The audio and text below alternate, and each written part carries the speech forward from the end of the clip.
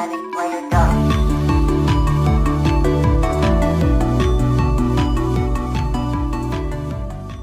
Yeah, if you really love somebody who's in recovery, you should go to these meetings to be able to learn how to talk to or communicate with somebody who has a substance use disorder issue who is now in recovery. Now, the mind, the solution, spiritual experience, right? Spiritual experience is something overnight, basically. Some people get it through traumatic experience. Some people have their own, like our godfather in the recovery game, Bill Wilson. One time at the hospital, after going so many times round and round in this alcoholic issue, he was a serious alcoholic. He found himself in the hospital one time, and there was this white light.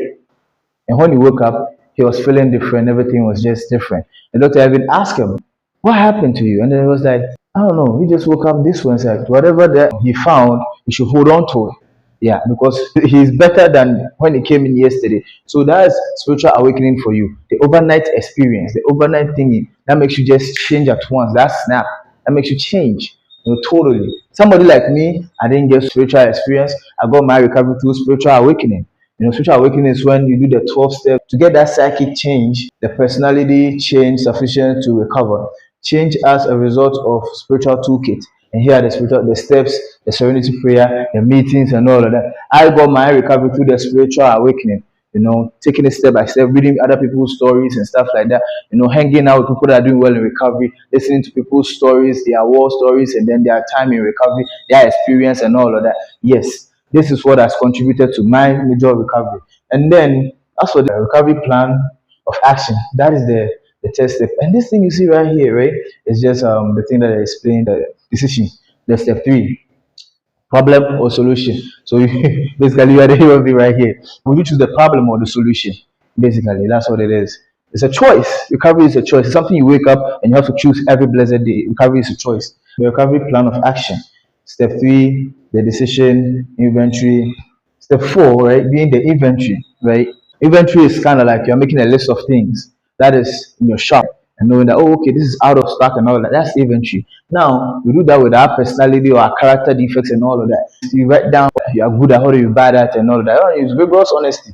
Without rigorous honesty, you cannot do a clean inventory. Yeah, so after that, you can see that, okay, this is where I'm falling short. I will start working on that. So remember, action step, you have to take the action. The fifth step, exact nature of our wrongs. This is step five. We admitted to God ourselves and to another human being the exact nature of our wrongs. Now, after identifying all the problems that you have to first pray to your higher power, admit it to Him, admit it to yourself, and then your fellow human being, the exact nature of your wrongs. Yes, you have to practice rigorous honesty with all your affairs. You don't have to fear the embarrassment because if you're able to capitalize on that, you are free.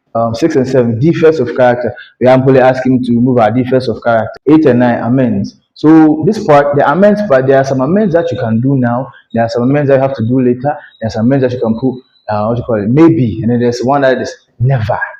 Because there's some amends you cannot do.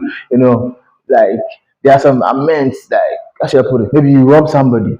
For example, in the time that you're in addiction, you're robbing somebody, then later you're in recovery now, you are at this step, that's why you have to do amends. Or it's a choice. You can choose to go and tell the person, oh yeah, I was the one who was robbing you. But you know the consequences that you're facing. Some people do that. Some people go to jail for their consequences, what you call it, to pay a price and stuff like that. Everybody then their choice on how to make their amends. That one is your choice.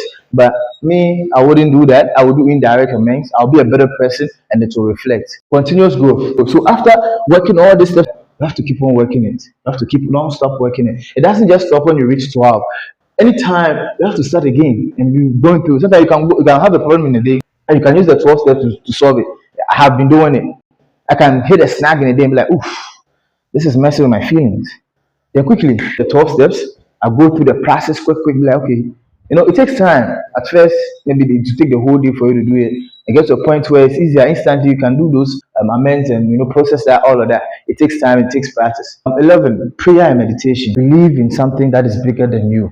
Now you believe in it, it's working for you. That doesn't mean you should stop believing in it. You have to always stand on your toes. Wake up every blessed day and choose recovery and what you call acknowledge the power greater than yourself, which has been holding you from the beginning, carrying the message. So as I said in step 12, like what I'm doing right now, I'm carrying the message. This is a form of me spreading it to the world, letting the world understand that recovery works. People that know me in the city of Brampton and Toronto, they know that this guy was just Just my stories are out there. I was out there like maybe I've changed, I've gained weight, but the people that know me, man. I was out there doing a whole lot of stuff. I've explained in some of my videos, so you can go and watch it. So yeah, I think that's it for the recapitulation. My name is Riko once again, and thank you for listening. I'll see you on the next one.